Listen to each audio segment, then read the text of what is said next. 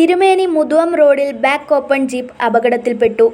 പരുത്തിക്കല്ലിൽ നിന്നും തിരുമേനിയിലേക്ക് വരുമ്പോൾ ആനക്കല്ല് ഭാഗത്താണ് നിയന്ത്രണം വിട്ട ബാക്ക് ഓപ്പൺ ജീപ്പ് റോഡിൽ നിന്നും തെന്നിമാറി താഴ്ചയിലേക്ക് വീഴുന്ന അവസ്ഥയിലെത്തിയത്.